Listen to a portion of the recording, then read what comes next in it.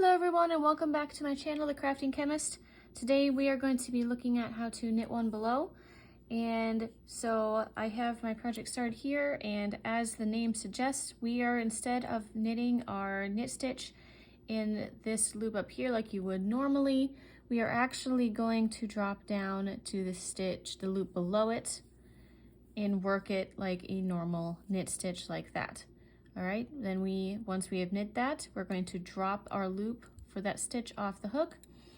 And this is going to basically undo itself, creating a looser texture. All right, to show that again, I'm going to move ahead a couple of stitches. And so again, we're going to ignore this stitch and go to the one below it, loop around, pull it out, and drop the loop. So this is a stitch that's very important for different lace works, for fisherman's rib stitch, which we're actually going to look at next week. But yeah, that is the basics for how to knit one below.